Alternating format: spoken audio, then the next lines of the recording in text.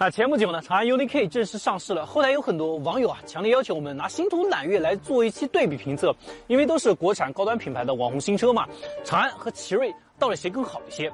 所以我们今天就来做一个全方位的对比测试。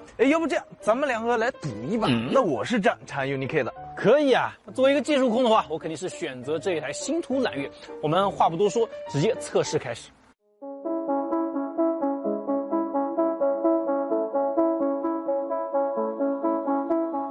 那首先我们还是从大家最关心的三大件开始。这一台是 2.0T 四驱顶配版的星途揽月，官方指导售价是22.999万，动力总成大家都很熟悉的，就不用介绍了。奇瑞的 2.0T 的发动机不仅仅是参数很漂亮，直力同样超过了很多合资的 2.0T 的发动机啊。对于它呢，我们已经做过了场地测试以及全道路试驾。这台长安 UNI-K 它是两驱尊贵版，指导价格是比揽月要便宜一些的，16.999万，它搭载的也是蓝鲸 2.0T 的发动机，其实参数上面和揽月相差不大，不过它用的可是爱信 8AT 的变速箱，爱信 8AT 大家说好才是真的好。其实这两台车的0-100加速成绩呢，我们已经测试过了，星途揽月呢是完胜的。0-100加速 UNI-K 确实是慢了点，不过谁平时没事跑0-100呢？不接地气啊！说的也是啊，那我们就来一点接地气的 PK。那为了更逼近真实的用车环境呢，我们两台车都做了4个人，车辆调整到标准模式，然后采用直接地板油的方式进行0到60公里每小时的加速测试，来模拟城市用车的加速体验。你信不信？我这车0到60还是要比你快。我跟你说还真不一定啊，因为那台 UNI-K 其实你会发现它的低扭下面呢也是挺厉害的，低速也挺有劲儿的。对，行，我们走着看呗。然后这台车我们就直接 Normal 现在是标准模式，然后 D 档 OK 给地板油踩下去就可以了。你们准备好了吗？好，准备好了。好，来1、2、3，走你！有点动力迟滞，50、60，哇，很轻松到60了，就4个人也没有问题。对，但是它的前段呢，你还是能够感觉有一点点的迟滞在，只不过等速度起来过后，大概到40左右，再往后呢，它的动力爆发其实还是比较直接。基本上是换了2档之后，然后后面其实40、50、60越来越有劲儿的这种状态，是吧？对。好，接下来看一下这台 UNI-K 怎么样啊？准备好了没，各位？准备好了。好，3、2、1，地板油。20、40、50、60。其实我感觉起步是要比揽月好一点点的，差不了太多吧。也是。不过后段的话，这个还是没有揽月有那种爆发感。确实，只不过呢，我觉得成绩应该相差不大。车内乘坐4个人的情况下，0到60公里每小时的加速体验当中呢，其实两台车的起步呢都会有一些动力的迟滞，而星途揽月它的动力爆发明显要更强一些，长安 UNI-K 呢则表现得更加柔顺一些。其实前60公里每小时加速的成绩来看的话，相差并不多。那接下来我们将时速提高，从100公里每小时加速到120公里每小时，看看这两台车它们的表现到底怎么样。现在时速是100，这台车是7档，我们直接地板油，1、2、3，走你。110、120，好，直接降7档，直接降到了4档。其实这台车能感觉到，它踩地板油的时候，它还是会有一些动力的迟滞，对吧？但是100过后，接着往上面加速呢，其实它后段还是有比较明显的一个动力爆发的感觉啊，我还是挺有劲儿的。所以高速超车的话，对这台星途揽月坐4个人的情况下，是没有任何压力。好，那我们再来看一下这一台长安 UNI-K， 3、2、1，地板油。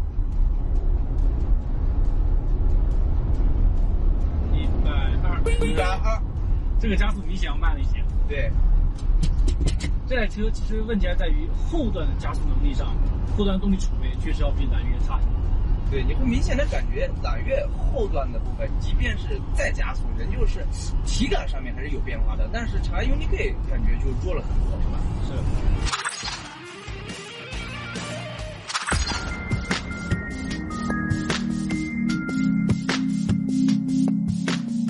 车内乘坐4个成年人，在道路前方堆起了障碍物，两台车分别以80公里每小时呢从起点开始全力刹车，模拟生活中我们遇见的紧急情况，来进行3次测试，看看谁能够更早的刹停，避免撞到障碍物。好，80，准备，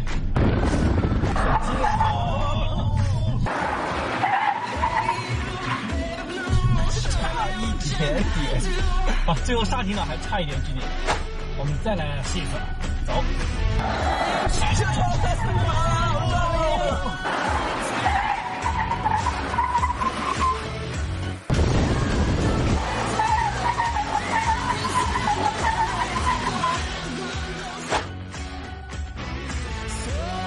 准备啊，各位，3、2、1，上！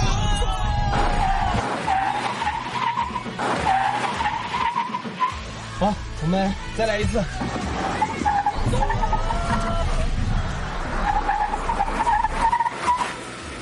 听到没有？它的预警声音，就是在踩刹车之前，它就已经叮叮叮提示你了。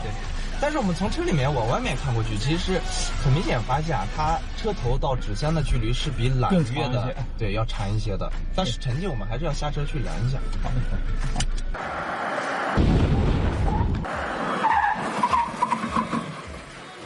在测试过程中呢，两台车都能够瞬间释放足够的刹车力度，在障碍物之前停下来通过挑战。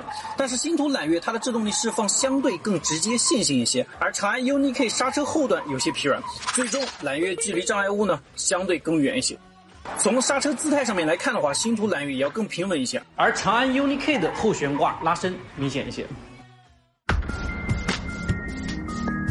那其实这两台车呢，之前我们已经做过比较详细的单车试驾，大家可以翻看一下之前的视频。所以今天我们重点来说一下这两台车它们开起来有哪些不一样的地方。首先这一台星途揽月呢，它的动力性能确实是要更强一些的。这一台车你不管是在经济模式或者运动模式下，你稍微深踩一点油门踏板，它都能够给到你很积极的这种动力爆发。所以你一上手就会觉得，这台车确实非常的有劲儿啊。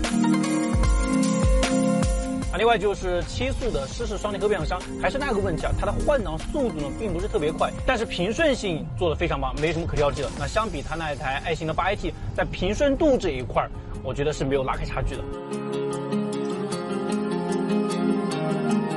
另外就是在底盘调教上面，星途揽月呢明显是要偏向硬朗，它的底盘柔韧的感觉呢会更加多一些。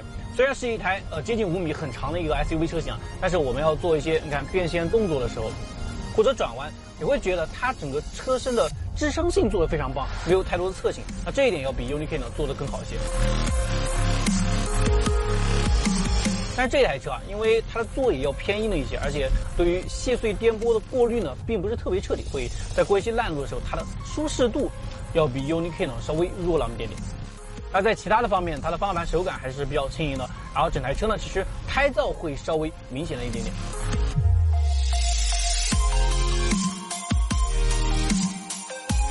长安 UNI-K 的底盘调教其实和星途揽月啊是完全不同的风格，它更像是我们印象中传统美式 SUV 的感觉。那尤其是在我们经过一些大的坑洼路面的时候，它能够将绝大部分的震动给从容的化解掉。那再加上这一张大沙发一样的座椅呢，其实真正能够传递到你身上的感觉呢，基本上已经不剩下什么了。所以过烂路的时候很舒服，那这一点是比揽月做的要更加出色的。但是它的悬架比较软，当我们去过一些大坑的时候呢，避震就很容易触底，大家平时开车的时候一定要注意。另外有一个感受不太好的地方，就是它的悬架支撑性不足。那尤其是在我们连续的转弯，或者是说你做一些快速变线动作的时候呢，车身侧倾还是比较明显的。那至于动力部分，它实测的加速成绩确实比较一般，不过我们平时来看，它还是比较轻快的。就是在经济模式下，你总会感觉它的动力输出来的有些慢，但你要是切换到常规模式，那这种感觉就会好上很多。我们再来看一下两台车的乘坐空间。如果是从车身尺寸上面来说，星途揽月它的长度还有高度优势都很明显，只不过这两台车它们的轴距是相差无几的。长安 UNI-K 因为是一台大5座的车型，所以说第二排比揽月要宽敞不少，尤其是腿部的空间很富裕。只不过相比之下 UNI-K 后排的坐垫会显得短了一些，对于腿部的承托性也不太够。好在它的座椅比揽月要软上不少的，那再加上中间纯平的地台，一家5口人出去玩呢，它的后排会更舒服一些。但是如果是一家6、7口经常出行的话，那这一台揽月它的优势就体现出来了，因为这是一台7座的车型，我们之前也有单独的体验过，它的第3排甚至是比汉兰达要更加的舒服。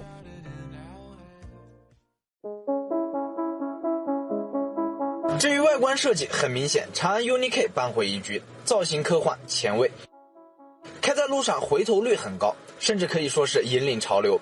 反观星途揽月确实差了些意思，造型比较中规中矩，偏沉稳，并没有让人眼前一亮的感觉，设计上还是得加把劲。内饰质感、功能性不用多说，不论在自主品牌还是合资品牌里都是上游水准。同样延续外观设计风格 ，UNI-K 内饰科技氛围要明显比揽月做的更出色。那关于这两台车，星途揽月和长安 UNI-K， 我们今天做了一个比较全方位的对比评测了吧。其实从我们刚刚模拟的生活当中的0到60公里加速以及它的紧急制动方面来看的话，这台星途揽月还是要更胜一筹的。但是在设计还有配置上面，我会觉得这一台 UNI-K 要更加吸引年轻人一些，因为它看上去会更加的时尚，还有前卫一些。那而且呢，还有很多有意思的配置。如果是从驾驶体验上面来说的话，这两台车的风格确实是有一些不一样。那这一台 UNI-K 它就是一台开起来还有坐起来都比较舒服的家用车，反正我个人的话会比较倾向于这一台 UNI-K。而星途揽月呢，开起来明显要更加的运动一些，尤其是底盘质感调教，其实和德系车非常像，这种感觉我还是比较喜欢的，而且动力性能也很强，所以在细节素质这一块呢，星途揽月做得非常优秀。如果大家和我一样喜欢去驾驶喜欢这种动力性能的话，这台星途揽月是更有吸引力的。